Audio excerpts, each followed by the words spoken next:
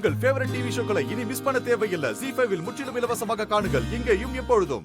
என்கிட்ட பேசுறதுக்கு என்ன இருக்கு? நான் என்ன பேச வந்திருக்கேன்னு உனக்கே தெரிஞ்சிருக்கும். தெரியாது, நீயே சொல்லு. எதுக்கு வந்திருக்க? உன்கிட்ட கேட்க வந்திருக்க.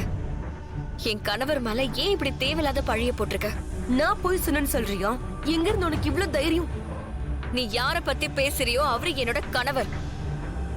எனக்கு அவரை பத்தி நல்லா தெரியும்.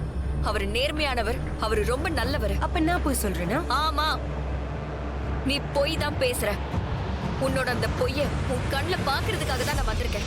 உன்னோட மானத்தையே நீ நடு ரோட்ல இப்படி வேலை பேசுறியே, வெக்கமா இல்ல? உன்னோட அந்த ரிஷி ஓப்ரா என்கிட்ட ஆபீஸ்ல தப்பா நடந்து. ரிஷிக்கு அந்த மாதிரி எல்லாம் நடந்துக்க தெரியாது.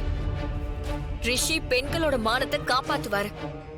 அவங்களோட மானத்தை காப்பாத்துறதுக்காக சொசைட்டி கூட சண்டை போடுவாரு. அவங்க சொந்தமாவும் இருக்கலாம், இல்ல தெரியாத ஒரு பொண்ணாவும் இருக்கலாம். எத்தனை பேரோட வாழ்க்கையை மாத்தி அமைச்சிருக்காரு தெரியுமா? எந்த ரிஷி மேல நீ இப்ப ஒரு பழிய சுமத்திக்கிட்டு இருக்கியோ அவரோட பேரை, அவரோட மரியாதைக்கு முன்னாடி தலை குனிஞ்சு வணங்குறாங்க, கை குப்பி நிக்கிறாங்க. ஆனா நீ அவரோட பேரையும் புகழையும் மண்ணோட மண்ணாக்க பாக்குறியா? நீ எந்த அளவுக்கு வருத்தத்தை கொடுத்திருக்கேன்னு உனக்கு தெரியாது. இன்னைக்கு அவரை சம்பந்தப்பட்ட எல்லாருமே வருந்துறாங்க. உனக்கு தெரியுமா, அவருக்கு 3 சிஸ்டர்ஸ் இருக்காங்க. ஸ்ட்ரேஞ்ச். அப்படி இருந்தா என்கிட்ட தப்பா நடந்துக்கிட்டாங்க. நீ இப்ப போய் சொல்லிட்டு இருக்கியே, இதுதான் ஸ்ட்ரேஞ்சா இருக்கு. உன்னோட வளர்ப்பு தான் எனக்கு பார்க்க ரொம்ப ஸ்ட்ரேஞ்சா இருக்கு. அப்புறம் உன்னோட கலாச்சாரம், இதுதான் உன் அம்மா அப்பா உனக்கு கத்து கொடுத்தாங்களா? நீ என்ன சொன்ன? ரிஷியோடைய குடும்பம், அவரோட குடும்பத்தையும் அவர் கலாச்சாரத்தையும் யாரும் குறை சொல்ல முடியாது. வெறும் சிஸ்டர்ஸ் மட்டும் இல்ல, அத்தை, பாட்டிமா, அம்மா, இவங்களுக்கு நடுவில் அவர் பிறந்து வளர்ந்திருக்காரு. எல்லா உறவுகளையும் பார்த்து பார்த்து வளர்ந்திருக்காரு. அந்த மனுஷனோட கண்ணுல பெண்களுக்காக மரியாதையையும் பாசத்தையும் மட்டும்தான் பார்க்க முடியும். ரிஷி தான் இந்த காரியத்தை பண்ணாருன்னு நீ சொல்ற இல்லையா? அவர் இதெல்லாம் பண்ணவே மாட்டாரு. ஆனா அவன் பண்ணான். அது மட்டும் இல்ல, என் கையை பிடிச்சு கேபினை விட்டு வெளியே தள்ளி விட்டான். அவன் ஆபீஸோட சிசிடிவி ஆன் ஆயிருந்தா உனக்கு எல்லா விஷயமும் தெரிஞ்சிருக்கும். உன் புருஷன் பண்ண எல்லா விஷயங்களும் அதுல ரெக்கார்ட் ஆயிருக்கும்.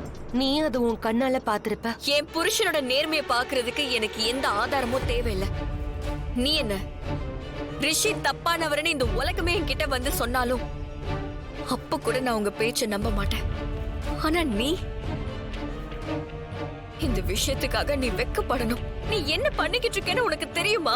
சில பெண்களுக்கு உண்மையிலேயே இதெல்லாம் நடக்கும். அவங்களுக்கு நீ ஒரு தப்பான வழியை காட்டிட்டு இருக்க. நாளைக்கு அந்த பொண்ணுங்க வந்து சொன்னாலும் யாரும் நம்ப மாட்டாங்க. அவங்க போய் சொல்றாங்கன்னு தான் எல்லாரும் பேசுவாங்க. நீ ஒரு பெண்ணா இருந்து நீ எல்லா பெண்களுக்கும் ஒரு பெரிய விரோதியா நிக்கிற.